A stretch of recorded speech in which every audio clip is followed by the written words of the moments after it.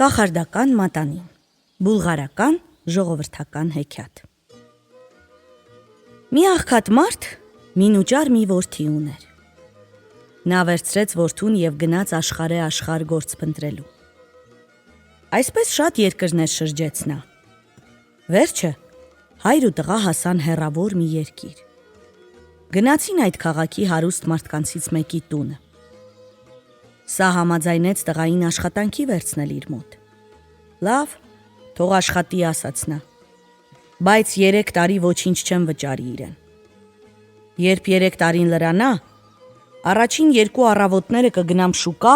և նրա համար կբերեմ առաջին իսկ հանդիպած բանը։ 3-րդ առավոտյան տղան ինքը կգնա շուկա և նույն բանը ինքը կանի։ Հայրը թողնում է տղային ու վերադառնում տուն։ Երբ 3 տարին լրանում է, հարուստը դուրս է գալիս, որ տղայի համար նվեր գնի։ Հանդիպում է մի պառավի, որը փակ սագարով ինչ-որ բան էր տանում։ Այդ ինչ ես տանում, տատի, հարցնում է հարուստը։ Ուզում ես իմանալ, պատասխանում է տատիկը։ Ուզում եմ, որովհետև պետք է գնեմ առաջին իսկ պատահածս բանը։ Դե որ այդպես է, գնիր և կիմանաս, թե ինչ է։ Ինչքան փող ես ուզում դրա համար։ Մի ոսկի։ Լավ, տատի, բաց արա սագարդ։ Տատիկը բաց է անում։ Հարուստ տերը տեսնում է, որ միջին մի փոքրիկ շնիկ կա։ Տալիս է մի ոսկին և վերցնում շնիկը։ Վերադառնում է տուն։ Տղան անհամբեր սպասում էր, թե ինչ պիտի լինի իր առաջին նվերը։ Ինչ գնեցիր ինձ համար, հարցնում է նա տիրոջը։ Մի մեծ բան չէ, պատասխանում է սա,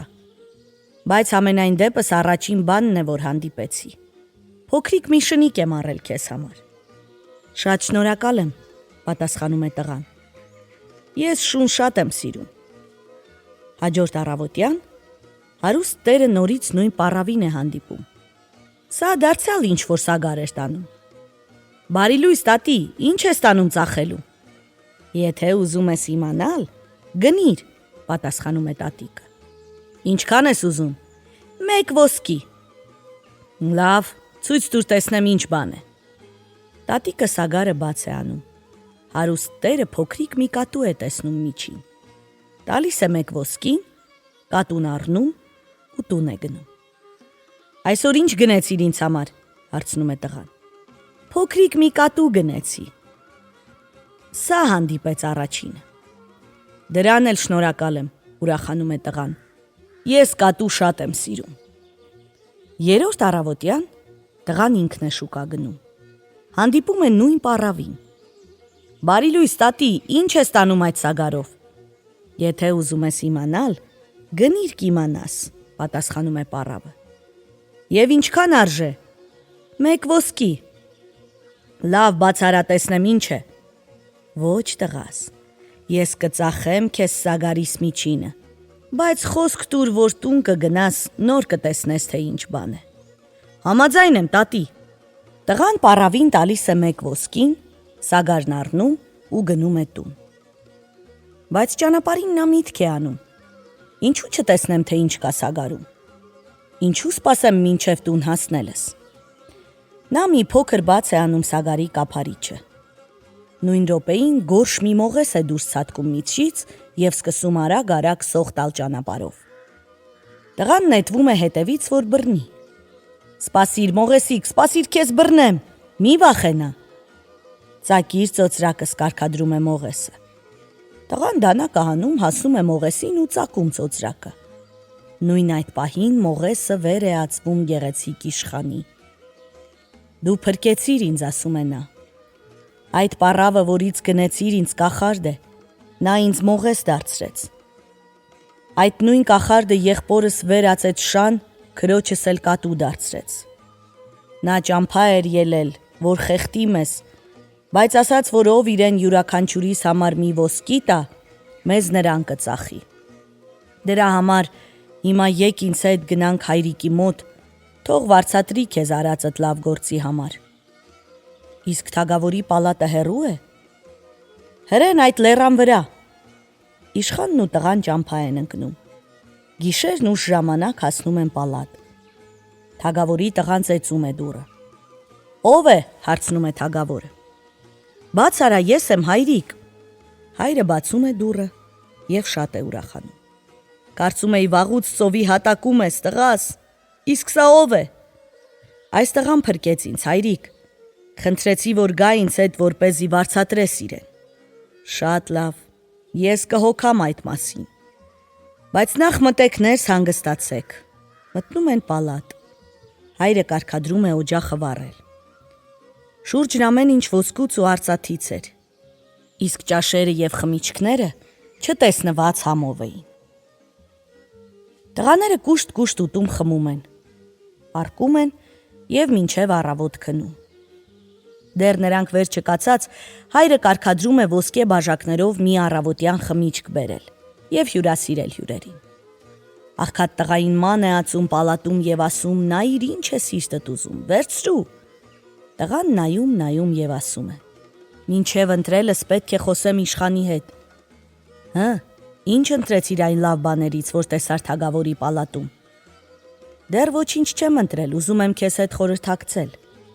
Լավ ես արել, ոչինչ էլ մի ընտրի տեսածներիցդ։ Ուզիր միայն այն ոսկե մատանին, որ հորս մատին է։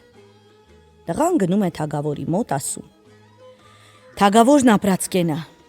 դու ինձ ասում էիր ինչ ուզեմ ընտրեմ, ոչինչ չեմ ուզում մատանուց բացի, ամենաթանկագին բանն է, որ ես ունեմ, բայց որդիս ավելի թանկ է, դրա համար կտամ, չգիտեմ թագավորն ապրած կենա, ինչ զորություն ունի այդ մատանիդ, այս մատանին, որ դնես մատիդ, ինչ որ ցանկանաս իսկույն կկատարվի։ Այդ ասելով թագավորը մատանին տալիս է տղային, վերցնում է, շնորհակալություն է ասում ու գնում ճամփա ընկնում։ Մտածում է փորձել մատանին։ Դնում է մատին ու ասում, ուզում եմ գեղեցիկ զգեստներ ունենալ։ Նույն րոպեին տղան իրեն տեսնում է աշխարհի ամենագեղեցիկ շորերով։ Գնում է, նորից ճամփա ընկնում, հասնում է այն տերությանը, որտեղ ապրում էր իր հայրը։ Բարի օր, հայրիկ։ Հայրը որդուն հազիվ է ճանաչում։ Այ տղա, մի ձեռք շոր առնելու չափ փող էլ չվաստակեցիր։ Այդ ինչ է, մուրացկանի ես նմանվել։ Մի բարկանա, հայրիկ, դու իմ շորերին մի նայիր, այլ ինքդ կարգին հագնվիր, որպեսզի գնաս թագավորի մոտ, աղջկան ուզես։ Գժվել ես, թե նոր պիտի գժվես։ Թագավորը քեզ աղջիկ կտա։ Ոչ, հայրիկ, մի հակառակվիր, գնալու ես անպայման։ Գնա ու կտեսնես։ Էլ ինչ աներ խեղճ հայրը։ Ճարը կտրած գնում է թագավորի մոտ։ Ինչու ես եկել, հարցնում է թագավորը։ Չեմ համարձակվում ասել։ Չգիտեմ ինչպես խելքը մտել է, որ ամուսնանա թագավորի աղջկա հետ։ Ինչ արեցի, չկարողացա ուղեղից անել այդ միտքը։ Հիմա չգիտեմ ինչ անեմ։ Թագավորը ժպտում է, ասում. ասա տղայիդ թող գա ինձ մոտ։ Հայրը վերադառնում է տուն։ Տղային ուղարկում թագավորի մոտ։ Տղան այդպես, ինչպես որ է, ցնցոտիներով ներկայանում է թագավորին։ Աղջկատ ինձ կնության կտաս, հենց դրա համար եմ կանչել քեզ, բայց լսիր, թե ինչ պայման եմ դնում։ Անցյալ օրը մեր մայրաքաղաքի նավահանգիստը մի մեծ շոգենավ մտավ։ Եթե կարողանաս 3 օրում ճիշտ այդպիսի մի շոգենավ սարքել, կտամ աղջկաս։ Դա հեշտ գործ է, ասում է տղան։ Գնում է նավահանգիստ։ Նստում ափին, մատանին դնում մատին ու ասում. ուզում եմ այս շոգենավի կողքին ճիշտ այդպիսի մի շոգենավ հայտնվի։ Այդ խոսքերն ասած չասած շոգենավը հայտնվում է։ Թագավորը տեսնում է հեռվից, զարմացած ասում. նավը պատրաստ է։ Այ քեզ բան։ Պատրաստ է, տալու ես աղջկատ։ Կտամ, եթե 3 ժամում ճիշտ իմ պալատի նման պալատ էլ կանգնեցնես։ Տղան դա էլ է անում։ Թագավորը թագուհին, թագավորի աղջիկը իջնում են բակ, տեսնում պալատը։ Պալատն էլ է պատրաստ։ Դե, կնության կտաս աղջկատ։ Մտիր պալատ խոսենք, ասում է թագավորը։ Թագավորից առաջ բոլորը մտնում են ներս, նրանից հետո էլ տղան։ Այդ ժամանակ աղքատ հյուրը մատանին դնում է մատին և ցանկանում արքայական շորեր հագած գեղեցիկ երիտասարդ դառնալ։ Անմիջապես աղջկա ականջին փսփսում են, որ սիրալիր լինի տղայի հետ, ու տեղեկանա, թե ով է նա։ Թագավորի աղջիկը մոտենում է տղային, ասում. Ես քեզ տեսա, թե չէ ուժեղ սիրեցի, հիմա առանց քեզ չեմ կարող ապրել, ուզում եմ, որ ամուսնանաս ինձ հետ, դրա համար եմ եկել, քանի որ պիտի ամուսնանանք ամբողջ կյանքում միասին լինենք, ուզում եմ գաղտնիք չունենաս ինձնից, ասա ինչպես սարքեցիր նավն ու պալատը, տղան պատասխանում է, կասեմ, երբ ամուսնանանք։ Հաջորդ երեկոյան թագավորի աղջիկը նորից է գալիս տղայի մոտ։ Հասկացա, որ դու ինձ շատ չես սիրում։ Այնպես ես անում, որ քեզնից չեմ կարող իմանալ, ինչ դու գիտես։ Եթե սիրում ես, չես սպասի, որ ամուսնանանք, հիմա կպատասխանես։ Տղան այլևս չի համբերում ու պատմում կախարդական մատանու մասին։ Երեկոյան թագավորի աղջիկը գնում է տղայի մոտ, թմրեցնող խմիչք տալիս եւ ասում. Այս ջրից խմիր եւ ավելի շատ կսիրես ինձ։ Տղան խմում է։ Թագավորի աղջիկը մատից հանում է մատանին ու դնում իր մատին։ Ուզում եմ, որ այս տղան առաջվա նման աղքատ ու քնձռոտ լինի։ Ինչ որ ցանկանում է, նույն րոպեին կատարվում է։ Տղան զարթնում է, փնտրում մատանին, բայց չկար։ Ուր այսպես հարցնում է նա։ Գնում եմ ինձ ծովը գցեմ, որովհետև կախարդական մատանին գողացան։ Մի անի այդ բանը, ասում է կատուն, դու կգտնես մատանին։ Լավ, կլսեմ քեզ։ Կատուն անցնում գնում է։ Հանդիպում է մի առնետի։ Հիմա բռնելու եմ քեզ, ասում է նա։ Մի բռնիր, խնդրում է առնետը։ Ես քեզ կբերեմ այն կախարդական մատանին, որ թագավորի աղջիկը խլեց քո սիրելի երիտասարդից։ Լավ, բայց եթե չբերես, չես բրցնի ձեռքիցս։ Թագավորի աղջիկն ասում է. Լավ պահիր կախարդական մատանին։ Հաստատ համոզված ես, որ մեկն ու մեկը չի մտնի այնտեղ ու խլի ձեռքիցդ։ Չեմ կարծում, թե որևէ մեկը կարողանա։ Այսպես թագավորի փեսան մատանին դնում է բերանն ու քնում։ Բայց փոքրիկ օղակը խրվում է նրա կոկորդը։ Թագավորի փեսան խեղդվելով սկսում է հազալ ու մատանին ընկնում է բերանից։ Առնետն անմիջապես խլում է այն, վազ տալիս կատվի մոտ եւ տալիս նրան։ Իսկ այդ ժամանակ թագավորը հրամայում է բռնել աղքատ տղային եւ թագավորական դատի տալ, որ համարձակվել է այդպես խաղը։ Կատուն մատանին բերանը այստեղ փնտրում է տղային, այնտեղ փնտրում չի գտնում։ Գնում է աշտարակի մոտ ու միտք անում, թե ինչպես սողոսկի ու տղային տա մատանին։ Այդպես շրջում է նա բանտի 4 բոլորը։ Հանկարծ վերևից մի բազե է հայտնվում։ Նետվում է բազեի վրա, ուզում է խլել թռցրած ավարը։ Բազեն էլ, որպեսզի կարողանա իր ճիրաններով պաշտպանվել արծվից, բաց է թողնում կատվին։ Սա ընկնում է ծովի ալիքների վրա։ Խեղճ կատվիկն այնքան վախեցած էր, որ մատանին գցում է բերանից։ Ինքն էլ հազիվ մի կերպ դուրս լողում ափ։ Գնում է կատուն տխուր տրտում, գնում հանդիպում է այն աղջկան, որին տերը նվեր էր գնել տղայի համար։ Ինչու ես տխրել, փիսո, հարցնում է շանը։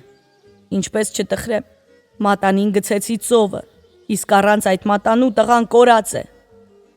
Ես էլ լավ չեմ զգում ինձ, ինչ որ բան կտրտում է ստամոքսս, երևի շատ ես կերել։ Ես երբեք շատ չեմ ուտում, փիսո, հրես հիմա էլ միայն սատկած ձուկ եմ կուլ տվել։ Չլինի այդ ձուկն էլ կուլ է տվել մատանին, դրա համար էլ սատկել է։ Գիտես, հիմա քեզ հետ էլ կարող է մի վատ բան պատահի, որովհետև ստամոքսը չի կարող ոսկին մարսել, իսկ մատանին ոսկուց է։ Կարող է պատահել։ Այդ դեպքում ավելի լավ չէ հենց հիմա մեռնեմ, որպեսզի կարողանաք փրկել տղային։ Կարիք չկա մեռնես, ես կմտնեմ քո բերանից ներս ու կհանեմ մատանին։ Շունը բաց է անում բերանը, առնետը մտնում է նրա կոկորդն ու քիչ հետո դուրս գալիս մատանին ատամների արանքում պինդ սեղմած։ Կատուն խլում է մատանին ու վազ տալիս դեպի աշտարակ։ Տալիս է պատանուն։ Ոսկե օղակը զրնգոցով ընկնում է տղայի ոտքերի մոտ։ Սա անմիջապես վերցնում է մատանին, ցանկանում դուրս գալ աշտարակից։ Նույն րոպեին դռները բացվում են։ Տղան դուրս է գալիս։ Ուղիղ պալատ գնում թագավորի ու աղջկա հետ կռվելու։ Թագավորն իր ամբողջ զորքը ոտքի է հանում։ Նա կարգադրում է բռնել տղային, բայց տղան նայում է մատանուն եւ ցանկանում, որպեսզի բոլոր զինվորները մինչև կոկորդները խրվեն մեծ ճահճի ցեխի մեջ։ Տղան կռվում է եւ հաղթում։ Հետո ուզում է, որպեսզի իր մոտ գան կատուն ու շունը։ Սրանք գալիս են եւ հենց որ ներկայանում են տղային, Վեր են ածվում գեղեցիկ աղջկա եւ իգիթ տղայի։ Տղան ամուսնանում է գեղեցիկ աղջկա հետ, իգիթ տղան էլ դառնում է նրա ամենահավատարիմ ընկերը։ Հետո տղան ցանկանում է, որպեսզի զորքը վերադառնա տուն։ Նա դեռ շատ ու շատ բարություններ է անում ժողովրդին, եւ մարդիկ նրան իրենց թագավոր են կարգում։